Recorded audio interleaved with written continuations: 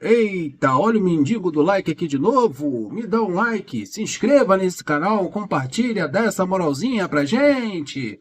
Ajude esse canal Mequetrefe sair da inanição. Dá essa moralzinha pra gente aí. Vamos pro nosso vídeo. Eu quero saber por quanto e de que forma o Wolverhampton vai pagar pelo André. Levar é mole, eu quero ver pagar. Então eu vou trazer informação para vocês como é que vai ser esse parcelamento na Casa Bahia. Também vou falar das janelas que estão fechando na Turquia e aonde, meu pai eterno? Na Rússia. Quem quer jogar na Rússia e na Turquia? Só se for o Arias.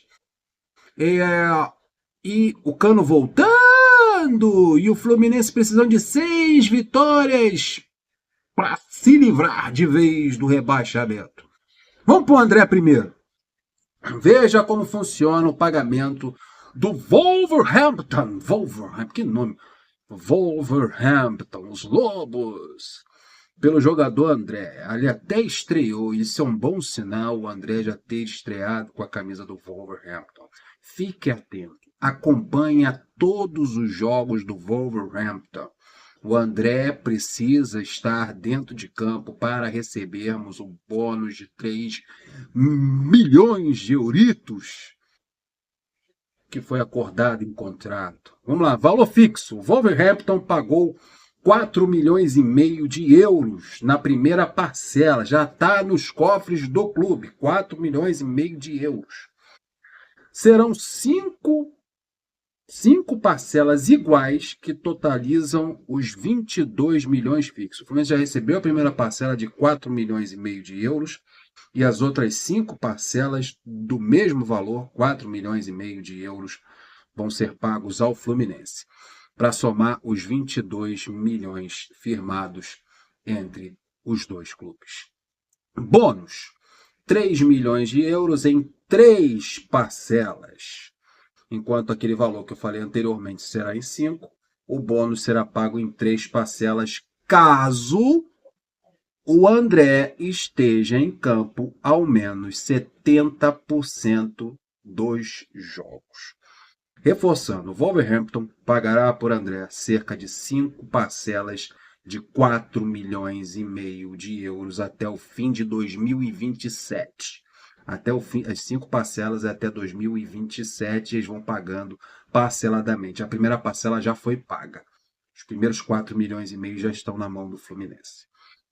Sendo que uma dessas parcelas já foi paga, restando apenas 4 que totalizariam os 22 milhões de euros fixos. Deu para entender? Deu, né? 5 parcelas, a primeira já foi paga, as outras vão ser pagas até 2027, estou somando os 22 milhões de euros, e o bônus de 3 milhões de euros serão pagos em 3. Foi? Serão pagos em 3 parcelas, e o André tem que estar em campo em 70% dos jogos. Então, todo jogo do Wolverhampton, eu vou ficar ali colado na TV falando para aquele técnico, que eu não sei o nome, coloca o André para jogar. E se o André virar titular, que é bem provável, a chance de o Fluminense pegar essa grana é alta. Então vamos torcer para o André virar titular logo dessa bagaça. Time ruim, Wolverhampton. Janela de transferência. Nós tivemos um susto. Nós ficamos com o cabelo em pé, com a investida aí do ataque do Galatasaray da Turquia, no apagar das luzes, porque eles precisavam contratar o Arias na terça-feira, para dar tempo de inscrever o Arias na Liga Europa, nessas competições europeias. Né? Não adianta levar o Arias só para jogar o Campeonato Turco, mas sim para participar das competições europeias. E a inscrição nessas competições europeias, graças ao meu bom Deus, já fechou. Não tem mais como me inscrever. Então, para a Turquia, ele não vai agora. A negociação persiste, permanece. O Fluminense abriu negociação com o Galatasaray para, em janeiro, na próxima janela, aí ter o rolo. Então, vamos lá. Janela de transferência da Rússia fecha no dia 12. Dia 12 desse mês, de setembro. Em 9 dias, fecha a janela da Rússia. A Rússia também é um comprador. O Zenit levou o Nino do Fluminense. Ah, se o Nino ficasse jogando ao lado do Thiago Silva, que zaga monstra. O da Turquia vai até o dia 13, em 10 dias, que fecha a janela. Mas aí tem um mais, o espetacular mais. O prazo para inscrição de jogadores nas 3 grandes competições europeias, Champions League, Euroleague e Conference League, foi até o dia 3. Hoje estamos no dia 4. Então não dá. Vai levar o Ares, a Rússia ou a Turquia, vai contratar o Ares só para jogar o Campeonato Turco? Ou o Russo? Creio que não. Então o Ares vai ficar até janeiro no Fluminense.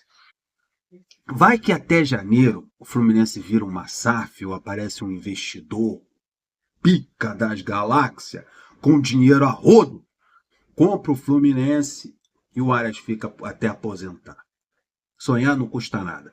O Cano treinou normalmente, mais uma vez, nessa quarta-feira, participou de todas as atividades, está cada vez mais próximo de voltar no próximo dia 15, domingo, 15 de setembro, às 16 horas. O jogo vai passar na Globo, né? Dia 15, domingo, às 16 horas, vai passar na Globo.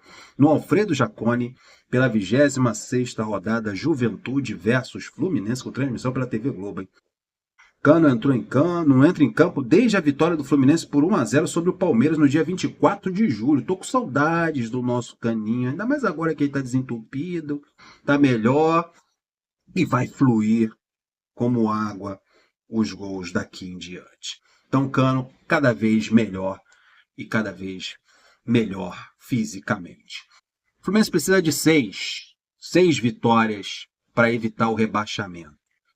Vamos conferir os próximos jogos do Fluminense. Eu estou contando essas 6 vitórias. Lembrando que o Fluminense tem um jogo a menos contra o Atlético Paranaense. Ó.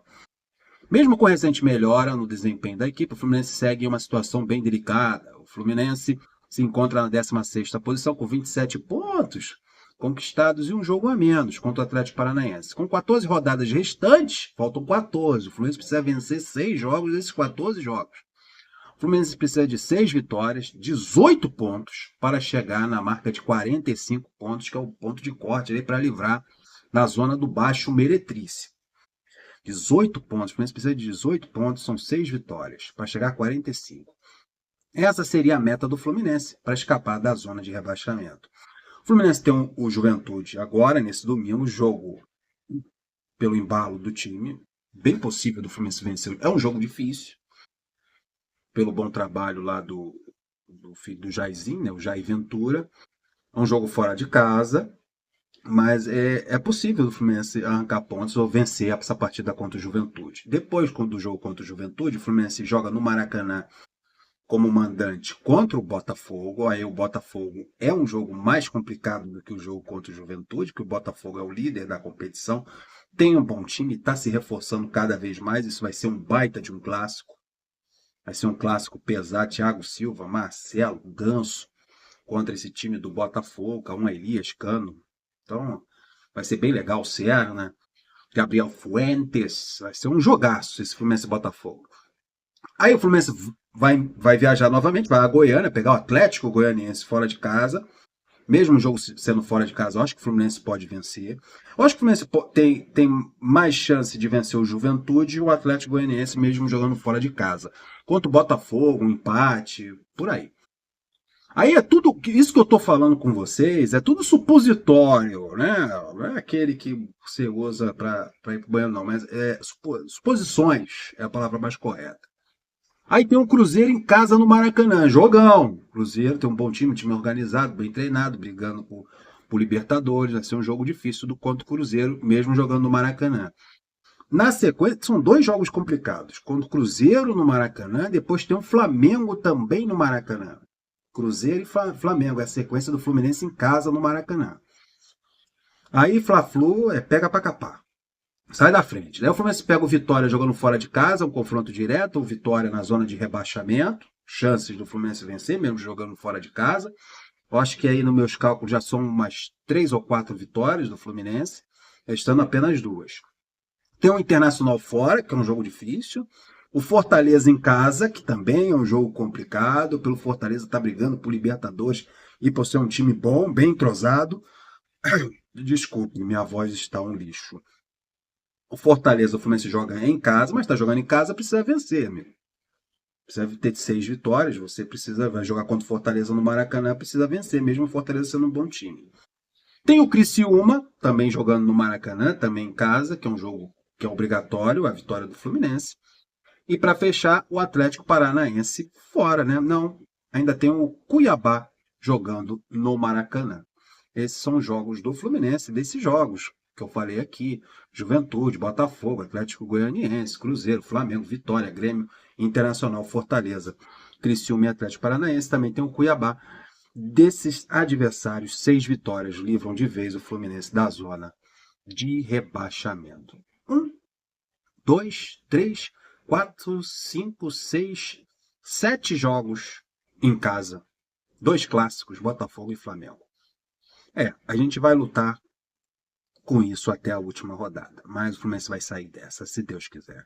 Ainda tem Libertadores no meio desse caminho aí. Deixa o like, se inscreva no canal, compartilha. Muito obrigado pela moralzinha de vocês, quanto com a ajuda de todos. Tamo juntos. Até o próximo. Flui!